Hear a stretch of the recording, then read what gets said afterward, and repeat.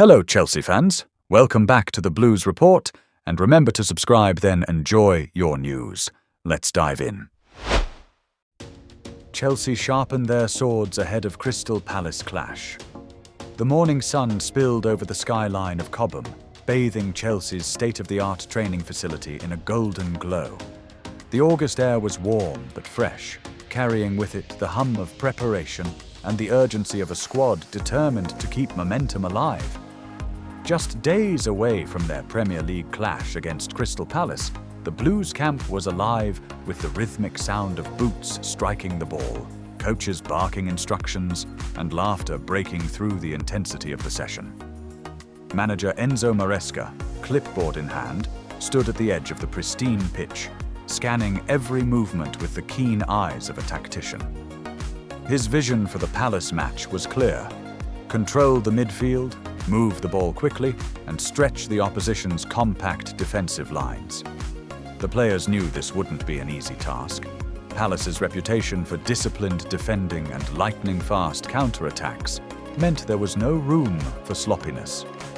Warm-ups began with dynamic stretches and short sprints designed to wake up muscles and sharpen minds. Marc Cucurella was among the first to show his energy, darting through cones with quick, light feet. Cole Palmer followed suit, blending focus with his usual quiet confidence. Moises Caicedo, ever the midfield engine, exchanged a few light jokes with teammates before slotting into the drills, already mentally picturing himself breaking up Palace's transitions. Ball work came next, and the tempo shifted to a more intense rhythm. Small-sided games were set up to mimic the tight spaces Chelsea might face at Selhurst Park. In one corner, Palmer danced around a challenge with a neat feint, finding Raheem Sterling in a flash. Across the pitch, Levi Colwill and Axel Disasi worked on quick defensive shape changes, anticipating the kind of sudden bursts Palace's wingers thrive on. The level of competition was fierce but friendly, each player pushing the other to be sharper, quicker, more precise. Enzo Maresca frequently paused play to point out positioning. "Close the passing lane before it opens," he called, gesturing to Enzo Fernandez, who nodded and adjusted his angle of approach. These micro-adjustments mattered. Palace's tendency to launch direct balls to their forwards meant Chelsea's defensive midfielders had to be switched on for the entire 90 minutes. Set-piece drills took center stage midway through the session. Assistant coach Bernardo Cueva led the group, meticulously walking the squad through corner routines, both offensively and defensively. Conor Gallagher, the former Palace loanee, attacked each delivery with extra bite, perhaps feeling the personal significance of returning to face his old club. At the other end, Robert Sanchez marshaled his box with commanding shouts, leaping to claim crosses and organizing the defensive wall during free-kick simulations. The final portion of the session focused on transitions. Maresca divided the team into two sides, instructing one to counter within 5 passes whenever they won the ball. It was a deliberate rehearsal for Palace's greatest threat: swift breakaways led by pacey attackers. Chelsea's response was sharp: Caicedo snapping into tackles, Fernandez distributing quickly, and Palmer exploiting gaps with piercing through balls. Mykhailo Mudryk, brought on for the drill's final stage, made an instant impression with a burst of speed and a curling shot that whistled just wide, drawing applause from teammates. Throughout the morning, the chemistry in the squad was evident. New signings blended seamlessly with established names, and there was a shared sense of responsibility. While the fixture list was long and unforgiving, the players seemed united in their determination to keep their season's ambitions on track. As the session wound down, Maresca gathered the players in a tight circle. His voice carried a calm authority. "Every game is a step," he reminded them. "Palace will test our discipline, our patience, and our creativity. We play our football, we trust each other, and we keep pushing." The huddle broke with a loud cheer. "Come on, Chels!" echoing across Cobham. Players then drifted towards the gym for recovery routines, ice baths, and nutritional refueling. the smell of fresh grass and the faint echo of earlier laughter lingered in the air. For the fans waiting eagerly for Monday's kickoff, the signs were encouraging. Chelsea looked focused, well-drilled, and hungry.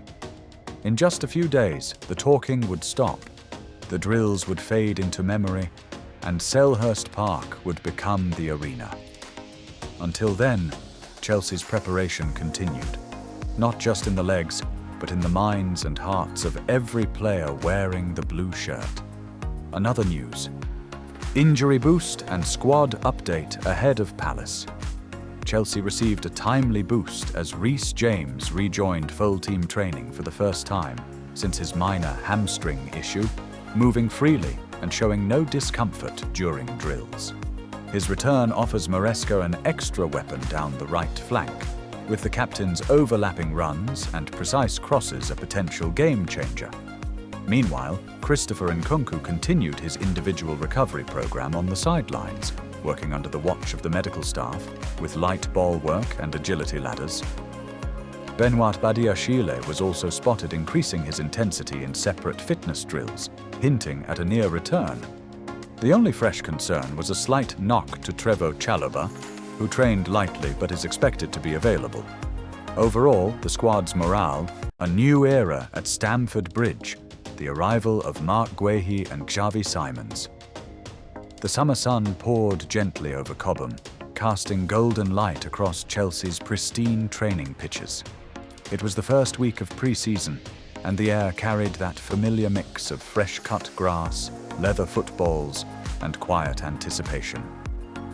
This year, however, the buzz was louder, the excitement greater, for two high-profile arrivals were about to step onto the turf: Marc Guehi and Xavi Simons. For Marc Guehi, the return to Chelsea was a homecoming. Years earlier, the commanding centre-back had left the club's academy to forge his path at Crystal Palace, becoming one of the Premier League's most consistent defenders. Now, with maturity in his game and leadership in his voice, he walked into Cobham with the poise of a man ready to anchor Chelsea's defence for years to come. His presence promised stability, an antidote to the club's defensive inconsistencies in recent seasons. Xavi Simons' arrival carried a different kind of thrill. The Dutch midfield prodigy, known for his electric bursts of creativity and fearless dribbling, had been courted by Europe's elite. His decision to choose Chelsea spoke volumes about the project unfolding at Stamford Bridge. The 21-year-old brought flair and unpredictability, the kind that could unlock deep-lying defences and ignite the crowd with a single touch. His bright hair and even brighter confidence made him instantly noticeable as he strolled towards the dressing room, boots dangling over his shoulder. Manager Enzo Maresca had been waiting for this moment. He envisioned Guehi as the defensive marshal, calm under pressure, impeccable in his positioning, and authoritative in his communication.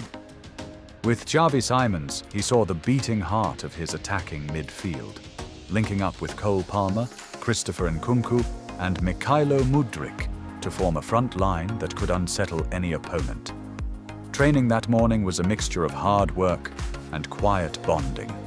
Guehi wasted no time organising the back line, barking out instructions during small-sided games and encouraging younger players like Alfie Gilchrist to push higher up the pitch.